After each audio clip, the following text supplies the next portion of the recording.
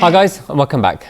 Hot on the heels of the M135i release from last week, BMW have released information about the M8 Competition. Now the M8 Competition succeeds the M6. Reason why they've gone from M6 to M8 is because the 8 series has replaced the 6 series. So if you guys don't know much about the M6 or M8, it is basically the coupe version of the M5. So since E60, every time BMW have done an M5, they've then made a coupe version of that car. Design wise, I think it works really well. The car is going to be priced at £123,000, which is a hell of a lot of money. But if you compare it against the equivalent S-Class coupe, that is around 130. So it's slightly cheaper and it actually outperforms the S-Class by quite a lot. I have driven the S-Class actually, and it does feel like a bit of a boat. If the M8 is anything like the F90, it will be pretty focused for a big car. Design wise, I think BMW have done a really good job on this car. Like any M car, it looks a little bit plain, needs a drop and some wheels maybe and a bit of aero. But as I've discussed before, I think they do that on purpose because they have their own range of modifications called M Performance. So they leave it with little bits missing so you can add bits on afterwards at the dealership and spend some more money with them. In terms of power, the car is the same as the M5 Competition, so it's 625 horsepower. The stats are very similar. The weight is almost the same. It does 0 to 60 in 3.2 seconds, which is very quick. It also has the same switchable four-wheel drive that F90 has. One thing that it has different is an option to change the brake bias. So for track use, you can make it either less or more firm. I'm not sure how that's going to work in practice. I've never really had an issue with the brakes on the M5 or thought I need to change it, but it's just another thing that's configurable. In terms of the actual styling of the car, it does have the conjoined kidney grills at the front, but they're not too big and they kind of look right for the size of the car. The car also has an option of laser headlights. The interior, I think, is a massive step up from the F90.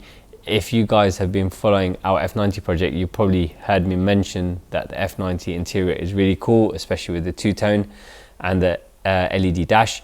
But the M8 takes that a little bit further, and I think because it's that much more expensive, BMW have tried to go a bit more luxurious.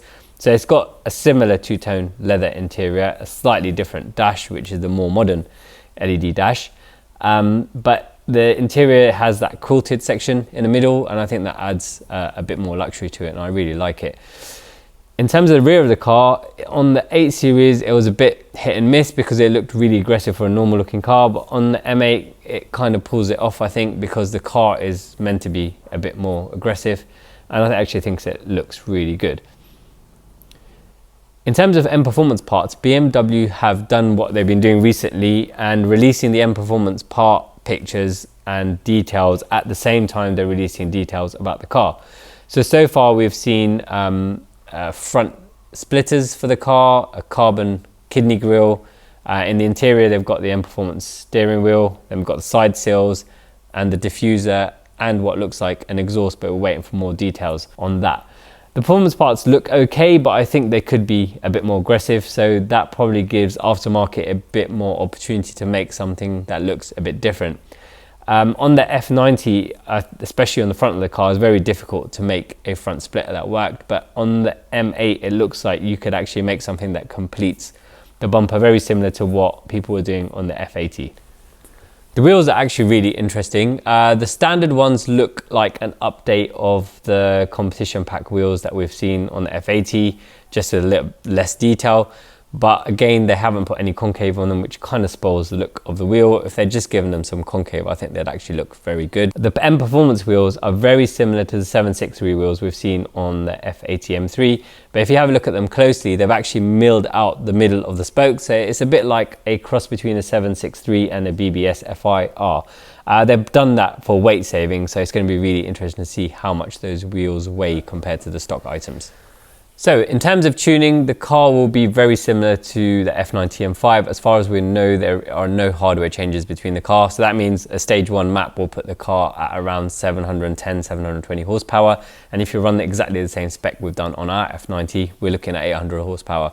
From our experience at events like VMAX, although the weight of the coupe version is quite similar, they're more aerodynamic. So in fact, the M6 should be slightly faster with the same power. Interestingly, when BMW first teased the M8 to us, they showed it to us in M8 Grand Coupe form, and the concept was absolutely stunning. We did a piece on this, I think last year when it was first teased. That car was absolutely beautiful, really smooth lines, and it boded really well for the M8. But it looks like the Grand Coupe in the actual M8 will be slightly different. I think it will still be a good looking car, but not as good looking as the outgoing M6 Grand Coupe, which in my personal opinion was probably one of the best designed cars BMW ever made. It looked absolutely beautiful from every single angle. So BMW finally released the M8, and there's no real big surprises here, especially based on the leaks that we've seen and on the concept and the fact that we knew it was going to be very similar to the F90 M5. BMW have actually released some online configurators as well now. We'll put a link down in the description so you can actually play around with the colors, the wheels, and build your dream spec M8. Let us know in the comments what you think about this car and what BMW could have done differently. So that's the news. If you want to watch more BMW related news, you can watch that over here. If you'd like to watch something YouTube suggests you might like from our other videos, you can watch that over here. Now, if you did like the video, please click that thumbs up button. And if you've got any questions, you can put those in the comments for us. If you haven't already, please subscribe to our channel.